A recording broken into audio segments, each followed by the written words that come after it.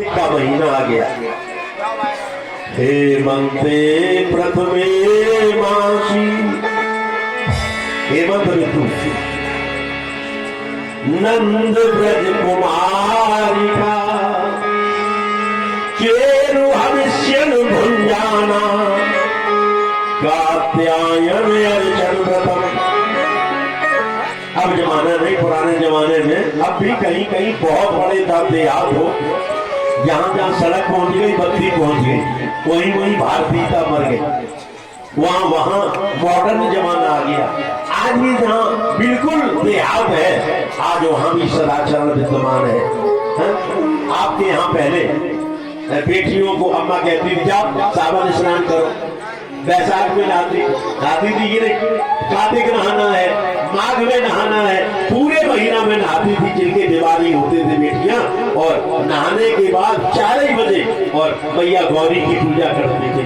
कहती थी ऐसी पूजा करने से अच्छे वर की प्राप्त होती है, इसलिए सब बेटियां बहने पहले करती थी। अब कोई नहीं करता, क्योंकि अपना मम्मी जगह ना बेटी जगह, ये ऐसी कथा है। क्या करती है, जगती यमुना मैया में स्नान करती है, बालू की मूर्ति बनाती है और गौरी मैया की पूजा करके वरदान मांगती है भगवान से। क्या वरदान मांगती है? कात्यायन महामाय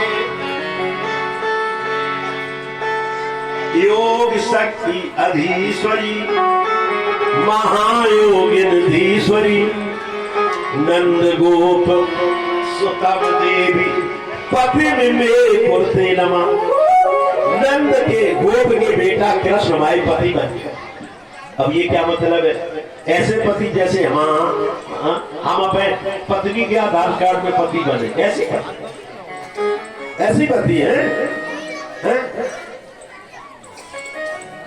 अब राष्ट्रपति, राष्ट्र का पति कैसा पति? पति माने स्वामी, सेनापति, सेना का स्वामी।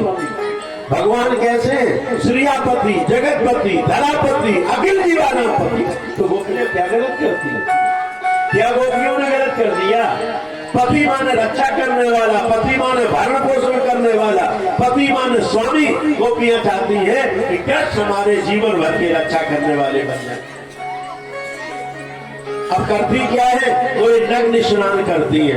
ये बात बिल्कुल सही है, गलत नहीं है। नग्न स्नान करती क्यों है?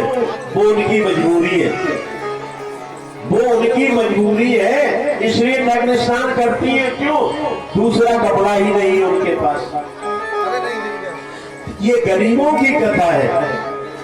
जिन गरीबों के पास जीवन में एक ही साड़ी रही, भाई के पास एक ही कुर्ता रहा, एक ही जूता रहा, जो 10-10 साल चलाते थे, उन गरीबों की कथा है ये।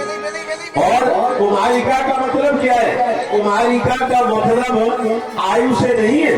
कुमारी का मतलब कि जिनका विवाह नहीं हुआ है।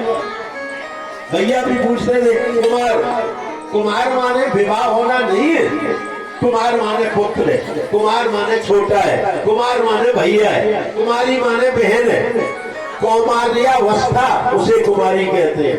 अब विवाह ना हो 60 वर्ष तक तो कुमारी बनी रहे। जिन बेटियों के विवाह नहीं हुए हैं, जो कौमार्यावस्था को प्राप्त है, अर्थात अधिकतम 8 वर्षात भवेत गौरी, और 10 वर्षात करने का 10 वर्ष तक की बेटियां, और जिनमें केवल ब्राह्मणों की ही नहीं है, ब्राह्मण की भी है, क्षत्रिय की भी है, वैश्यों की भी है, शूद्र की भी है, सभी जातियों की है। कोई कितना भी तर्क करे, कोई कितनी भी गालियां दे, हमारे यहाँ वैदिक व्यवस्था में वर्ण व्यवस्था तो थी, एक आध अपवाद छोड़ के जात व्यवस्था हमारे यहाँ नहीं थी। जात व्यवस्था कुछ मुसलमानों ने बनाई, कुछ अंग्रेजी राजाओं ने बना दी हमें फूट डालने के लिए। हाँ, 4 वर्ण जरूर रहे हमारे मानव। अरे वो समाज के बन जाने दो, हमारे शरीर में भी 4 वर्ण हैं। पैर हैं, चरण हैं, जंघाएं हैं, पेट है, भुजाएं हैं और मुख है। ये सब भगवान के अंग हैं। और जब तक घर में, जब तक विद्यालय में, जब तक कार्यालय में 4 वर्ण नहीं होंगे, कार्यालय का काम चलेगा। वोट विलास भी जरूरी है, तृतीय क्लास भी जरूरी है, क्लास 1 ऑफिसर भी है, क्लास 2 ये क्या है? इस वन व्यवस्था को गालियां नहीं दी जाती है, लेकिन उस वन व्यवस्था को गालियां दी जाती है। बगैर वन व्यवस्था के घर भी नहीं चलेगा। 4 भैया हैं, कोई खेती करेगा, कोई पशुओं की रक्षा करेगा, कोई रिश्तेदारी में जाएगा, कोई व्यापार करेगा। चारों वर्णों की देवियां स्नान करती है, कपड़े नहीं है, इसी नग्न स्नान करती है।